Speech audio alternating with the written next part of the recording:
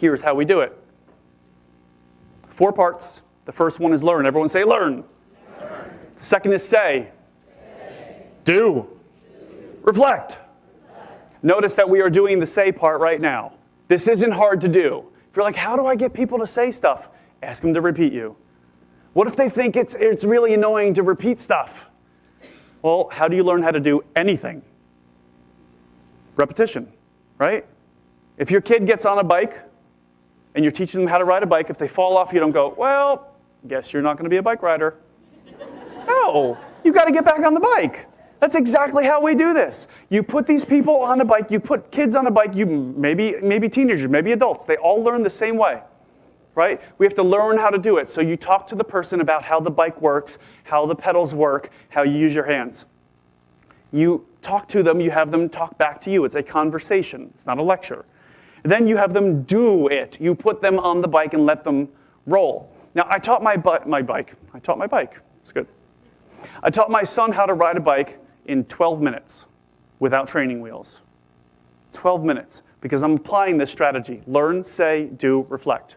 We talked about the bike. I had him talk to me about how he thought he was going to ride the bike, about how he felt confident, not cocky, right? But I want him to feel good about this, positive. I said, hey, tell me about something else that you've learned how to do that you're now really good at. Nintendo 3DS, everything's a video game, right? So I said, how'd you learn how to do that? So we had this whole conversation, and I related that to how he's going to learn how to ride a bike. And then do. We actually got on the bike. And when he fell, I said, tell me what went wrong. Reflect. I said, what can we do differently? He said, hold the bike tighter, Dad. I said, that's not it. Right? I'm holding the bike like this so that it moves, while and I had to run in flip-flops. I didn't expect this. I came home from work. I'm like, let's do this. And in 12 minutes, a week later, he says, Dad, watch this. He starts riding down the driveway, picks up both of his feet. I'm like, no! 1 week. Learn, say, do, reflect. We do the same thing when we get new technology, do we not?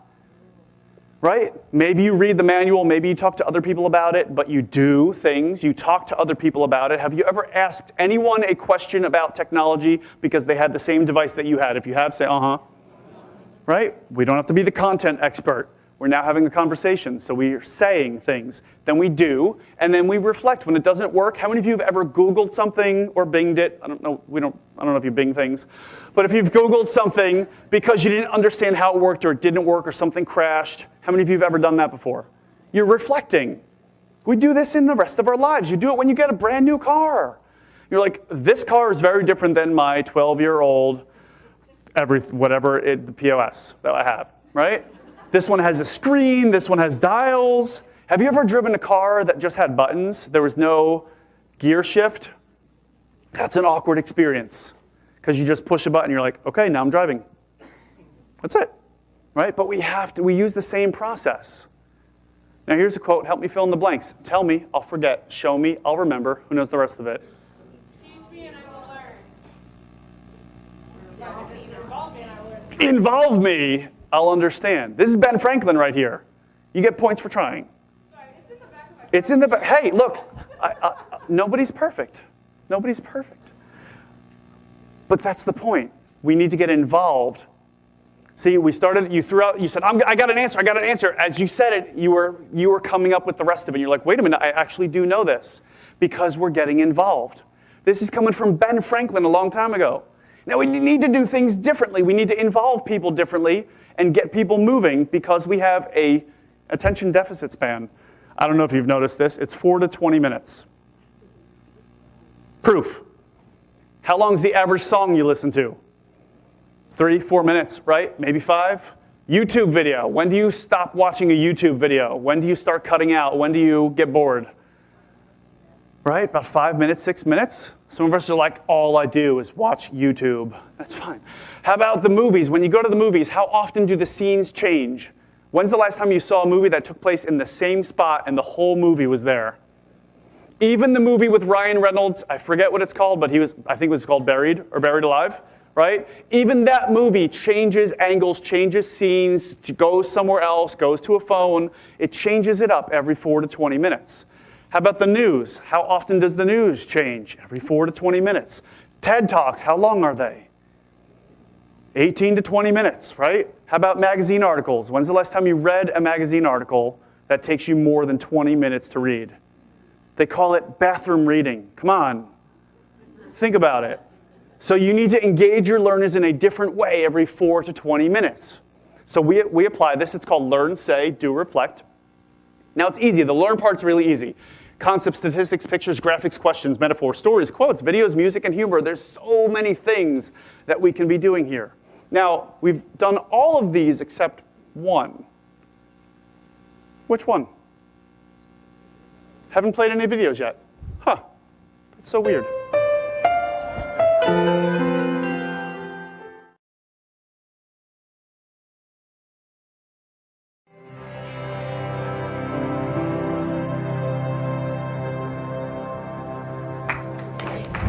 It's good, right? Who's wiping away tears? It's okay. Who's got watery eyes holding it back? They're like, no, I'm just something, there's something there. That's why I stand in the corner. I can't watch this. I don't watch this. Does that not change the experience in a learning? Is it also not relevant, right, to how we connect, how we engage with people? So now I can debrief this to death. I'm not going to. You're all experts. You know how to do this. But the point is, if you can find a way to relevantly interject different ways that people learn, you're going to make a difference. Significant emotional events. The mind never forgets what the heart remembers. And you remember that too, right? Now that's learn. That's the easy part. We're masters at this. Say, simple, callbacks for repetition, journaling for reflection, and sharing for confidence. So I have, you know what a callback is? A callback is when I say, everyone say. That's a callback. That's not hard. Really easy to do. You can integrate those very easily. Then journaling for reflection. So of course you're taking your own notes in your own words, in your own context. And then sharing for confidence. When we share with others, it helps us feel more confident because maybe every now and then, but most of the time, when you share, other people say what?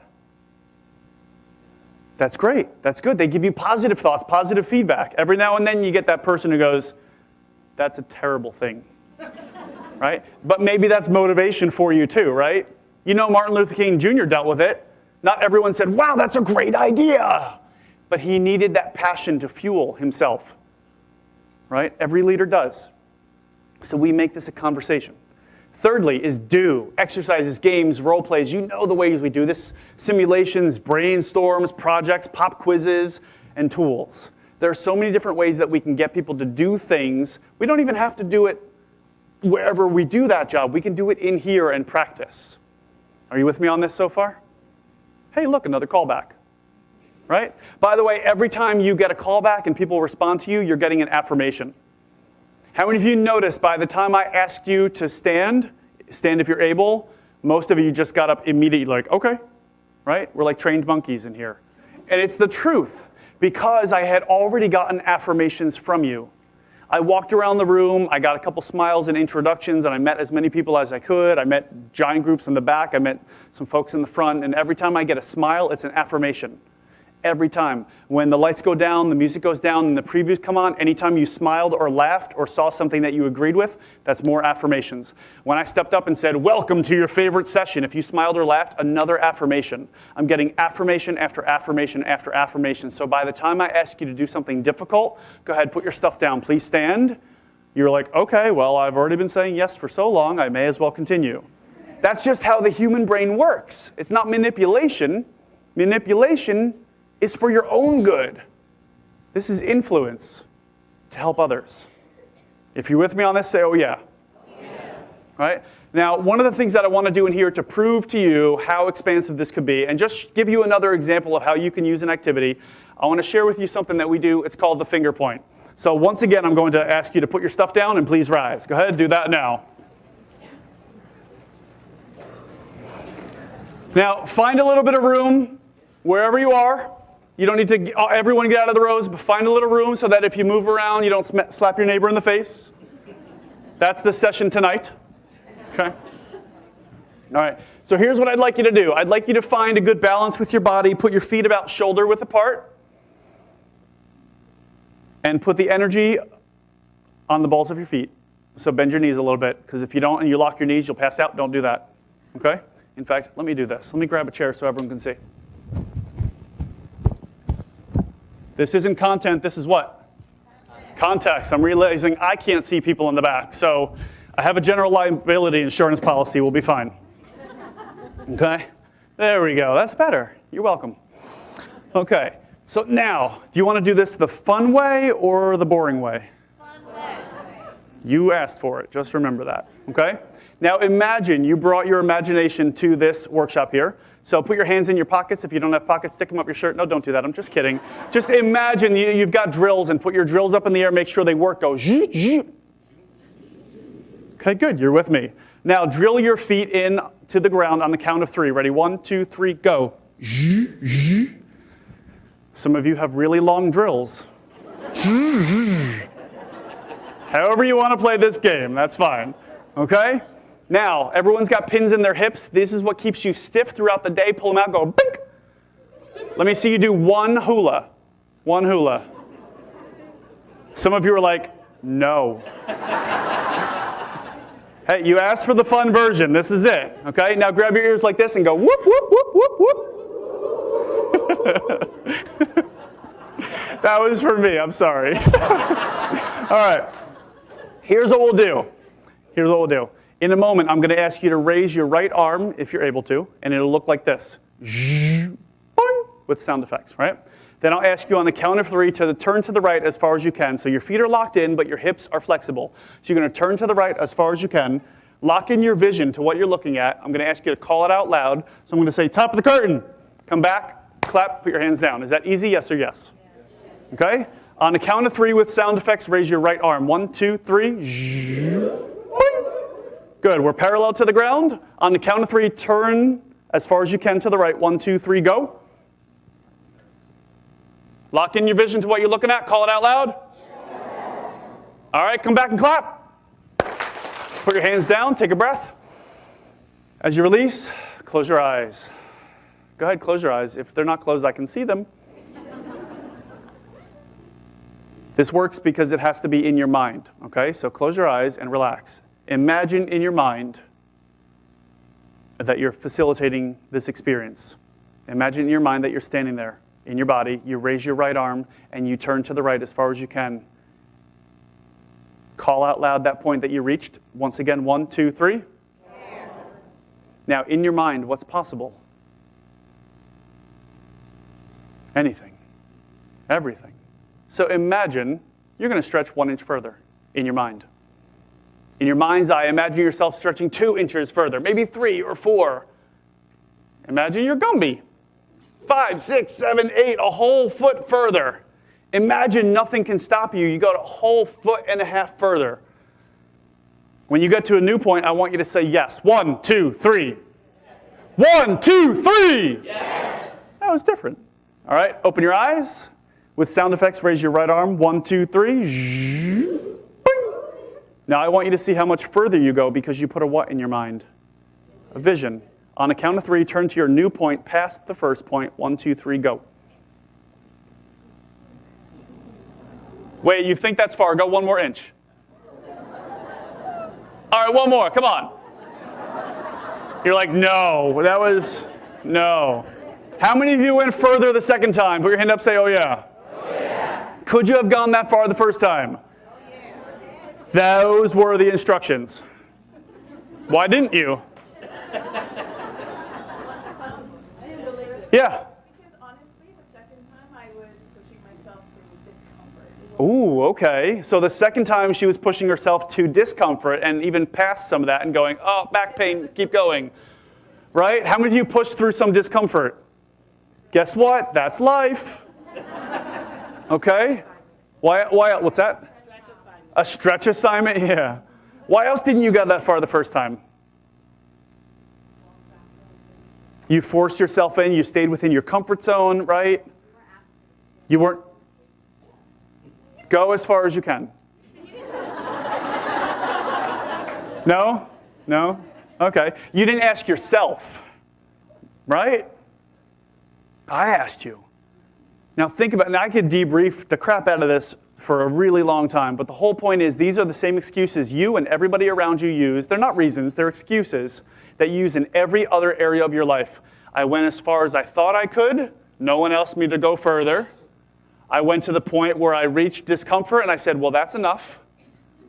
But notice that the win, the success, is right past all that discomfort. Almost everything you want in life is just outside your comfort zone. If it wasn't, you'd have it already. So work a little bit harder, lazy folks. Come on now. Come on now. Now look, as trainers, we need to do this. We need to push ourselves past discomfort, but we need to do the same thing for the people that we're working with. If you're a CEO of an organization, you do the same thing. We push people beyond their limits. Now, how many of you went further the third time when I said, go 1 more inch? It's amazing what we can do when others ask us to do it. You need to start asking yourself to go a little bit further. With your trainings, with how you're building those, with how you're running your organization, with how you're focusing on the HR of your company, with how you are the CEO or C-suite or whatever level of the organization you're at, push yourself a little bit more.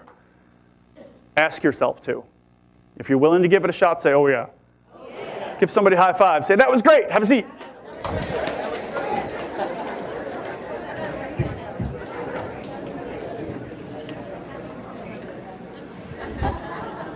Now let's take that time to reflect. We've gone through a lot in the first 10 minutes. Most of you said, I think I've got enough. I can walk out of here. But then we took it all completely, all the way deeper to a different level, and we're focusing on this different standard. Learn, say, do, reflect. Let's take some time right now to reflect before the session wraps up, and nobody walk out of here early. FYI, if you walk out of here early, you're going to miss the end, just so you know, okay? So take 2 or 3 minutes and go through your own notes in your own handwriting or your own typing in your own context and make sense of it for yourself. Take some time, do that now. How is this relevant for you? How can you apply this? How can you use this? How can you teach it to somebody else? How can you start? When can you start? I believe in a 24-hour do something now or it's not going to happen principle. So find a way to do something very quickly. If this is good stuff, say, oh yeah. Oh yeah. Here's the point. People learn in the what? Silence. You have your best ideas in the shower, in meditation, right before you go to sleep, right after you wake up, when you're on long, quiet drives. Do you not? When you're training, when you're being trained, shut up. People don't learn in the words. They learn in the silence, in the space between the words. Make sure you plan in that reflection. Make sure you plan it into your meetings. Make sure you plan it into your family conversations. If you don't reflect, you don't learn. Period. Is that fair? All right, so now let's wrap this up. Let's wrap up this session over the next few minutes here. Can you remember the lyrics to your favorite songs, yes or yes? Of course. Can you recite a scene from your favorite movie? Some of us, can you recite your favorite poem? Yeah, right? Do you ever find yourself singing your kid's favorite song? Right? How about the jingles? 800-5882. You know it. Come on. Can you recall moments in your life based on things you see and hear? Yes. What makes this possible? Learn, say, do, reflect. Insight to action is this. Make the learning fun. That is possible. Get them to say stuff, anything, it doesn't matter. If they're engaged in the conversation, they're engaged, period. Thirdly, let them do what you teach in that moment. Yes, you might work in a manufacturing plant. How do we get them to work what's going on in there and here? Get them to have conversations about it. Get them to simulate it. Get them to role play. What would happen if this happened?